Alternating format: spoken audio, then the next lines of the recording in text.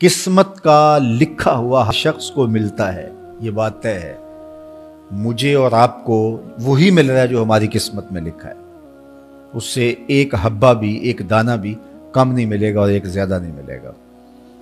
صحیح حدیث ہے، بخاری کی دیگر کتب حدیث میں موجود ہے، جب بچہ شکم مادر میں 120 دن کا ہوتا ہے تو 4 ماہ کا جب بچہ شکم مادر میں ہوتا ہے تو اس کی روح پھونکی جاتی ہے، تو فرشتہ آ کے اس کی عمر بھی لکھ جاتا ہے، اس کا شقی و سعید ہونا بھی لکھ جاتا ہے اور اس کا رزق بھی لکھ جاتا ہے۔ تو رزق جو لکھا گیا وہ ہمیں ملے گا، اور جب جب ملنا ہے تب تب ملے گا۔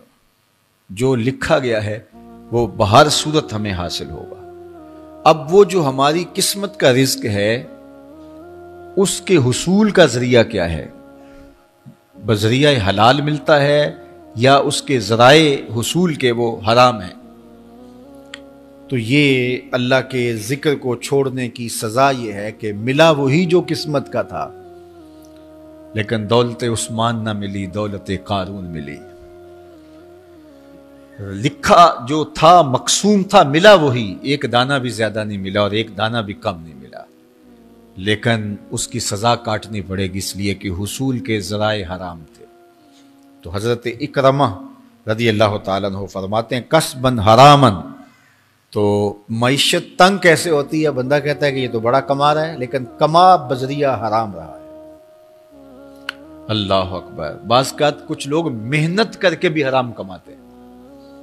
ہم نے دیکھا کہ اس گرمی میں جو لوگ مزدوری کرتے ہیں اور بالخصوص لوہے کی بھٹی پہ جو کام کرنے والے ہیں، کتنا سخت کام ہے، لیکن وہاں بھی جو ہے وہ چاہے 15-20 منٹ جو ہے وہ خیانت کر کے اپنے اس رزق کو حرام بنا لیں اور ناجائز کر لیں، اتنی مشقت کے باوجود بھی کیتی کتری پئی خو محمد پھر سکہ بنے زردہ۔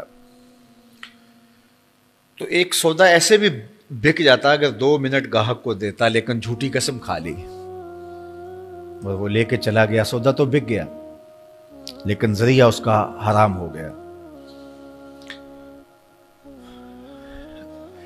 یہ ذرا دیکھیے، جھوٹی قسم کھانے والے کو اللہ نظر رحمت سے بھی نہیں دیکھے،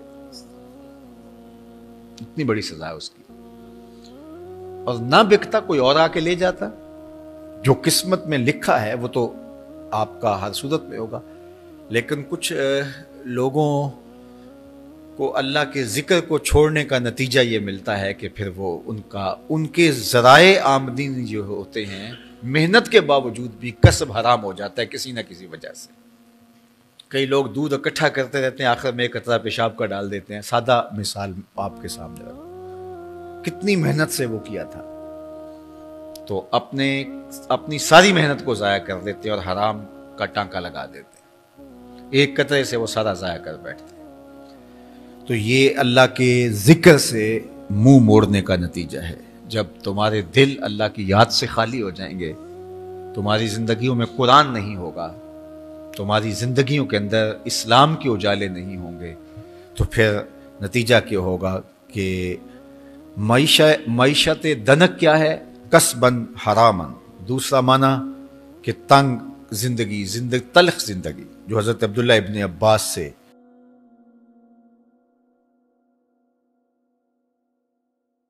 یہ امت خلیفہ بلا فصل، خلیفہ اول، امیر المومنین حضرت سیدنا ابو بکر صدیق رضی اللہ تعالیٰ عنہ کی مرہون منت ہے، ان کی احسان مند ہے۔ اقبال نے کہا تھا امن الناس بر مولائے ما، کلیم اول سینائے ما، ہستی او کشت ملت را چوں ابر، ثانی اسنین و غار و بدر و قبر۔ کہتے ہیں کہ وہ شخص جس نے ہمارے آقا و مولا پہ سب سے زیادہ احسانات کیے، اور میرے آقا کریم نے ارشاد فرمایا میرے اوپر جس نے بھی کوئی نیکی کی میں اس کا بدلہ چکا دیا دنیا پر ہی، لیکن ایک ابو بکر ایسے ہیں جن کی نیکیوں کا بدلہ قیامت کے دن رب ہی چکائے گا۔ یہ حضور علیہ السلام نے ارشاد فرمایا، اور پھر میں ما نفعنی مال احد قط، ما نفعنی مال ابی بکر مجھے کسی کے مال نے اتنا نفع نہیں دیا جتنا ابو بکر کے مال نے نفع دیا۔ اپنا سب کچھ حضور کی راہوں میں نچھاور کر دیا، مال پیش کیا، جان پیش کی، اولاد پیش کی، وقت دیا، ایک ایک سانس حضور کے نام کر دی۔ کہتے ہیں حضور علیہ السلام کا سایہ نہیں تھا، لیکن ابو بکر رضی اللہ تعالیٰ عنہ سایہ بن کے حضور کے ساتھ رہے، سائے کی طرح حضور کے ساتھ رہے۔ بدر کے ساتھی، حضر کے ساتھی، سفر کے ساتھی، غار کے ساتھی، حد ہو گئی مزار کے ساتھی۔ اللہ اکبر۔ ایک دن حضور ایسے نکل رہے ہیں مسجد نبوی سے تو کوئی لوگ داخل ہو رہے تھے، تو حضور کے دائیں ہاتھ میں ابو بکر کا ہاتھ تھا، بائیں میں حضرت عمر کا ہاتھ تھا۔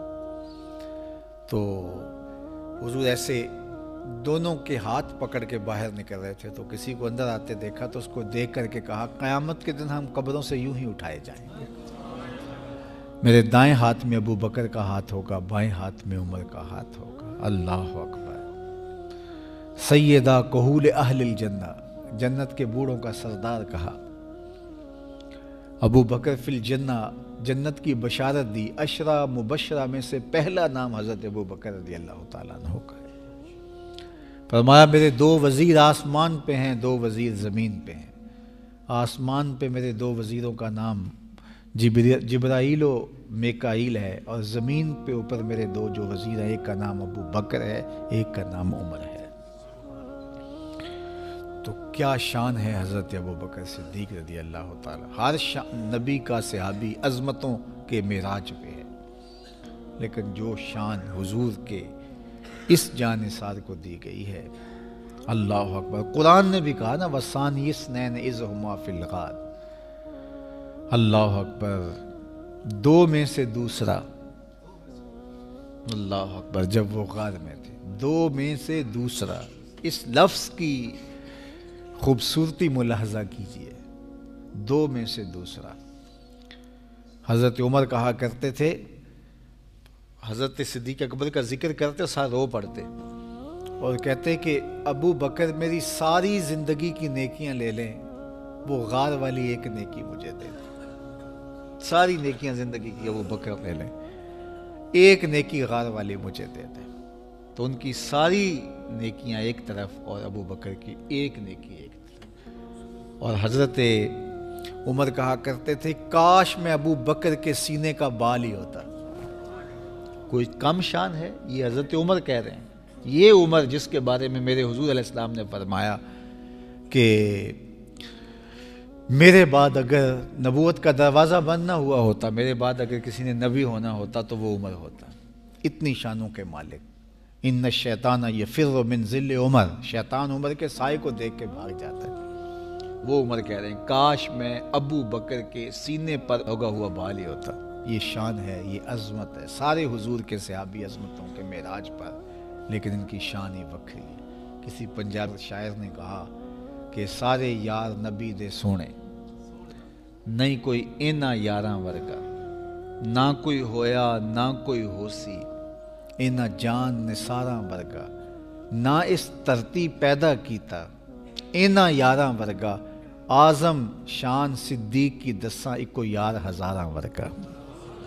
وہ عظمتوں کی کس معراج پہ امن الناس بر مولائے ماں، کلیم اول سینائے ماں، ہستی او کشت ملت راچو ابر، ثانی سنین و غار و بدر و قبر۔